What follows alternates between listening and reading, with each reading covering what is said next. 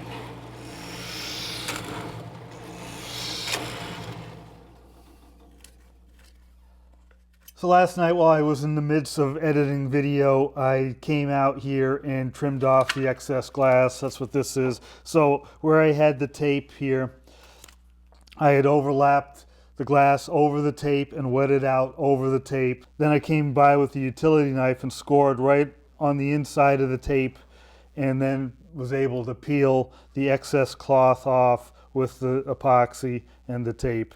And so that's what this is. I didn't feel like breaking out the camera for the 5-minute job that was going to be, so sorry, can't see that. I want to give this fresh glass a coat of epoxy for a fill coat, fill that weave in, and I also want to get the cheek plates installed here. I've got a little fuzz left on the edges of that, want to sand that out a little bit, and then get these mounted here. They're going to have a fillet on either side and then glass running up onto that. So those are just about ready to install. I've got a little bit of cleanup work to do around here, around the edge.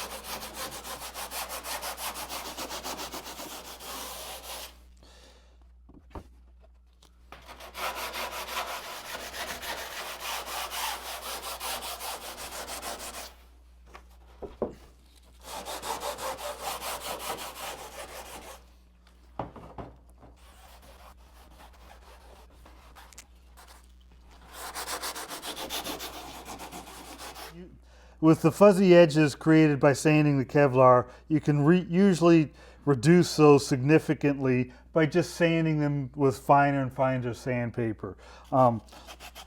Each level of sandpaper will create its own level of fuzziness, but usually it'll be less and less fuzzy with each level. I need to remember to put on dust protection with this stuff. The partially cured epoxy, which this is day-old epoxy, so it's really not completely cured. It takes some time for epoxy to reach a full cure. So that partially cured epoxy is really bad to breathe. The dust from the carbon fiber is really bad to breathe. And the dust from the Kevlar is probably not very good either. Plus, there's on this side, there's dust from sanding fiberglass. So dust protection is a good idea.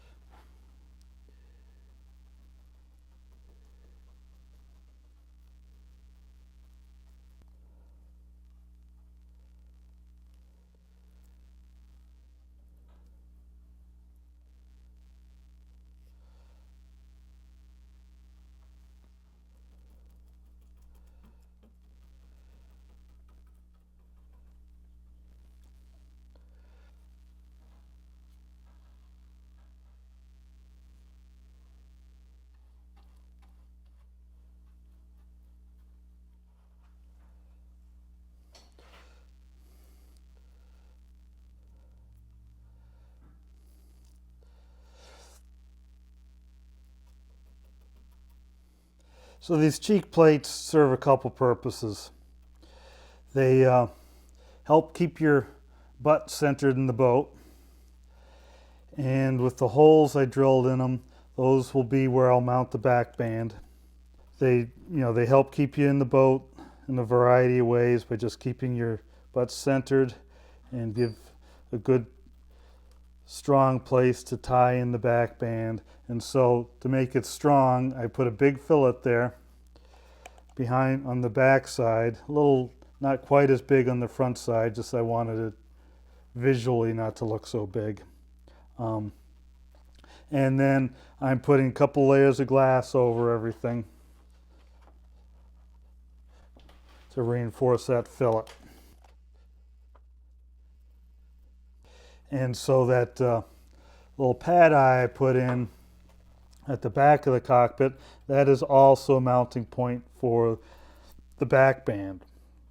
That will get a layer of glass over it. Although I'd like to put it on there now, since I just glued it down, I can't really put the layer of glass over it until that initial glue is hardened. So that'll be another multi-day process, just getting that in place. But now I'm going to go around and give a fill coat around this glass I put down yesterday.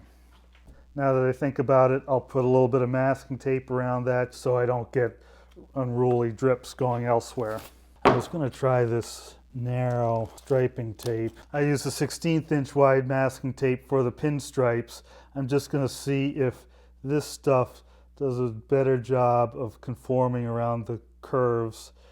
I had to sort of crinkle the paper a little bit, the tape a little bit yesterday. So I'm running this tape about a 1/4 inch out from the edge of the fiberglass that I put down yesterday. And this does quite easily go around corners.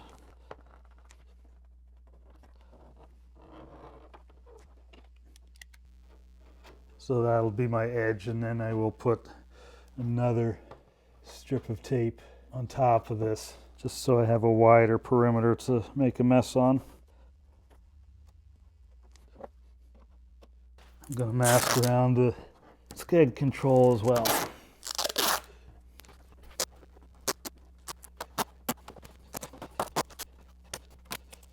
Alright, so I'm going to put a fill coat around here.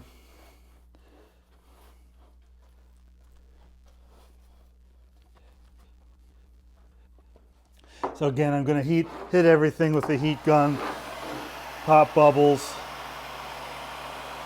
help the epoxy level out a little bit.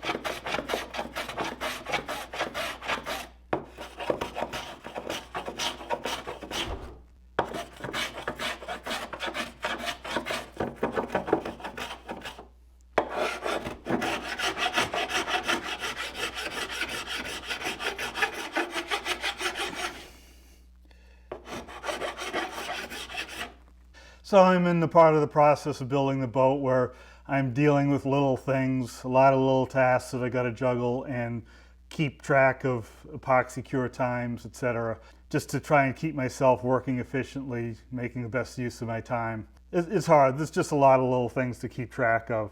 There's already some epoxy in the area that I'm using, so it was an efficient use of my time to make that and get that installed, although I'm still going to put a layer of fiberglass over that, and that will need a fill coat, so it's still 2 days away from that being done. Again, I'm not the best at keeping track of everything I need to do, but I make the best of it. So the next episode will be more of these little tasks. I have a seat that I'm going to start working on. It's one of my carved wooden seats. I already have a couple that are carved. It's a matter of getting some fiberglass on them, and so I need to pick between the couple I have, decide which one I'm going to use, whether I'm going to stain it or not, things like that. I'm thinking I won't stain it. I have one that looks quite nice already that's got a little bit of epoxy on it, so it's too late to stain that one, but I think it's a good looking seat. At this point, I'm really happy with how things are coming along. Everything's looking really nice, and I don't have that many tasks left to do, but they are a bunch of these little picky tasks that take time, especially in the epoxy cure cycle. I'm trying to get everything under a coat of fiberglass just for strength and overall longevity. That usually takes at least 2 days for a wet out coat plus a fill coat. So if there's a glue up plus a wet out coat plus a fill coat, that can be 3 days to just put on something like a little padeye. Again, it's keeping track of all this stuff. So again, I didn't talk too much about what I was doing today. If you have any questions, please post them in the comments section. And the typical, give me a thumbs up if you like this video, subscribe if you want to see more, turn on notifications, go over to Patreon to give me a little support for producing these videos.